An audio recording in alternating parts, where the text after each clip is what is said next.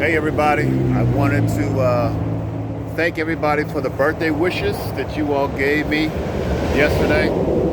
It was heartfelt. Some of you all produced and some videos, and others gave some seeds to help, and all the encouraging words. I do appreciate that. As you can see, I'm outside here, and I thought I'd just get on real quick because I was just driving down the street going back home. I'm probably about an hour away from home, and just driving, and all of a sudden I hit some kind of debris that was in the middle of the street. You know how you can be driving and you don't see it until the last minute because the other car in front of you probably didn't react until. And so anyway, I hit it, and it knocked out all of my brakes on my truck. So I had to pull over to the side of the road, and I'm sitting here, and I'm an hour away from home, and I'm like, it's Friday, I'm ready to get home, and it's a perfect time to get an attitude and get mad and everything like that. And I was just thinking about how the Bible talks about the wrath of man does not produce the righteousness of God. In other words, you can just be driving along and doing your thing in life, and then just something out of nowhere just kind of just hits you like with a curveball. Whether it's on your job, or you get a certain phone call, or you get something like this that causes you to detour, and you are this close with your plan, or you're this close of doing this, and doing things with your family or your finances, and here come this thing that just kind of come out of nowhere.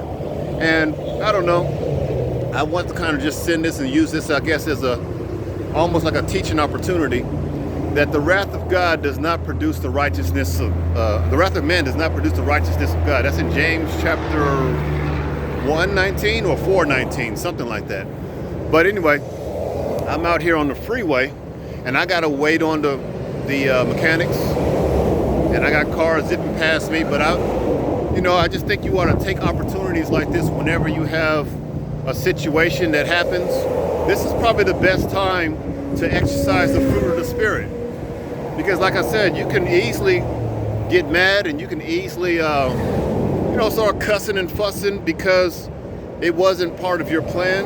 And this can go when it comes towards marriage or relationships or anything that kind of gets in your way of your plans. And, I think that sometimes Satan is looking for an opportunity to kind of sow seeds of anger and wrath inside of you.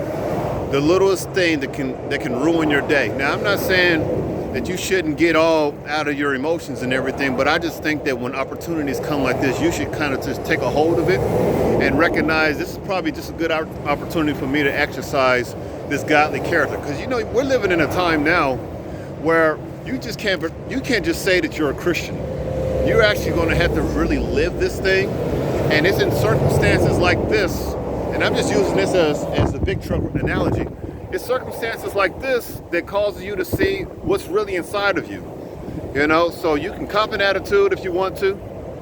You can huff and puff. You can say all kinds of things, and you can just shoot off at the mouth.